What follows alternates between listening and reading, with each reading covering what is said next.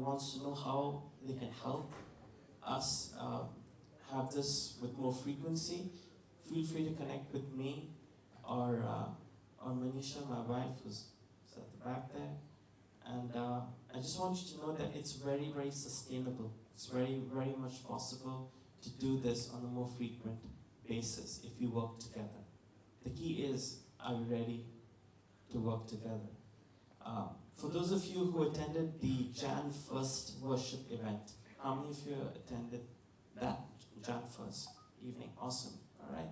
And in that one evening, in just that one evening, we were able to raise close to 3,000 plus dirhams for a Christian NGO that rescues children from brothels in India in just one night.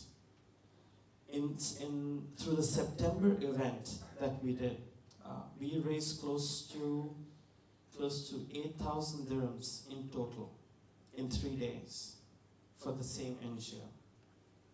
All right, Pastor Donald, Pastor Nita seated at the back. They were gracious enough to invite us into their church to do a charity sale to support the same NGO. Just 2 evenings in their church, we were able to raise over 3,000 dirhams again. My question is, calculate that in rupees. It may seem like a very small amount to some of us. We pay that amount in rents, most of us, right? 1 month's rent or something. Doesn't seem like a huge amount, but you have no idea what that does for kids who are raped every day in India. You have no idea what that does. You have no idea how many chains are broken, what a domino effect that has back there. I just want to challenge you, be a part of that. Give yourself. You have one life to live. Give yourself to unity. Give yourself to love. Give yourself to Jesus. Give yourself to the Father. Give yourself. Just give yourself. Just give yourself to these causes that matter so much to Him. I'm sure all of us will agree that the same Father, the same Lord who hears our songs or worship, hears the cries of those children who are getting raped every day. So I want to dare you and challenge you. Make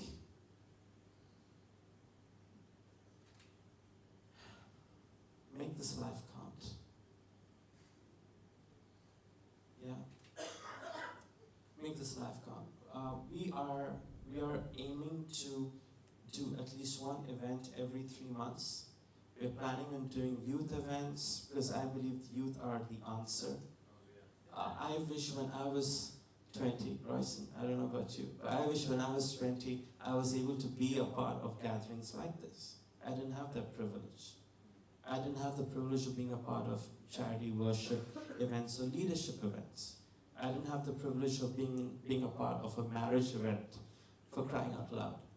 I sometimes wonder if the friends of mine today whose homes are broken, if they had the chance of going through something like this, would their lives have been different? Could their homes have been saved? We have relatives in our own family, cousins of ours.